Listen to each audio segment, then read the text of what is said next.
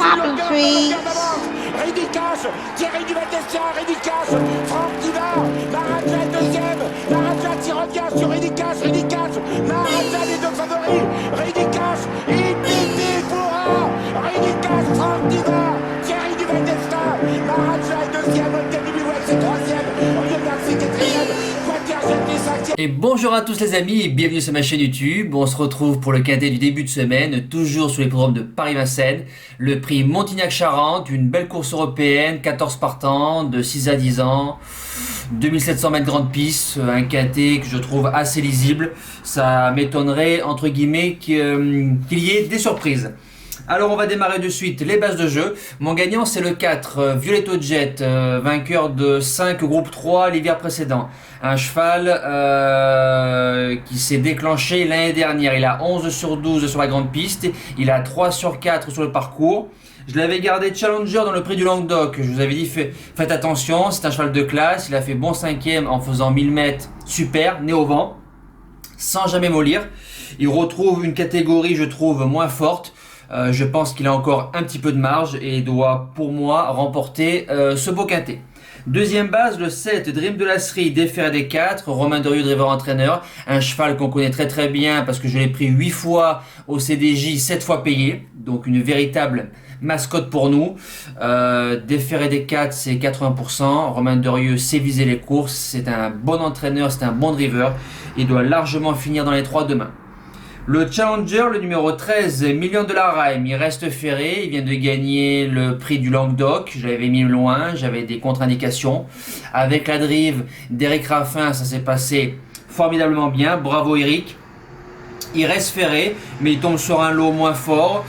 Si le cheval répète sa dernière course, je pense qu'il peut largement finir dans les 3, voire gagner. Le premier outsider, le numéro 2, Elvis du Vallon, déféré des postérieurs, n'a pas eu les coups des franches dans le prix d'Argentan, dans la course d'Élite Beaufour. L'année dernière, c'est 6 sur 6 à Vincennes, 2100, 2007, 2850 mètres. Cette année, il monte en puissance, gentiment. Des Thomains qui lui refait confiance, il doit largement finir dans les 5 demain. Deuxième outsider, le numéro 9, Jerry Mom, déféré des 4, non partant dans le prix du Languedoc. Je ne l'avais pas gardé parce que j'avais vu qu'il avait cette course-là pour lui, donc je ne sais pas pourquoi. On a mis David Beckert dessus, c'est un cheval qui biaise toujours à la fin. Si David arrive à le laisser bien droit dans la phase finale, je pense qu'il peut faire mal. La suite du pronostic, l'As Kalina en 6ème position, déféré des 4. Cette jument, si elle finit dans les 3 premiers demain, elle rate un bel engagement le 19 ou le 20 décembre sur Vincennes. Donc à mon avis, c'est encore une course prépa pour cette course-là. Maintenant, c'est une jument de classe à garder bien haut dans un prono.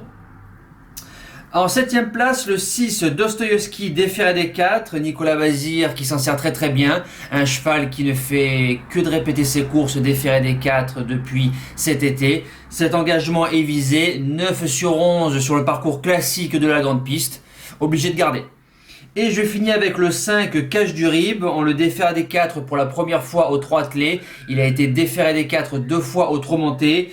C'est un cheval qui peut encore surprendre. Derzoir qui est dessus, je garde en bout de sélection.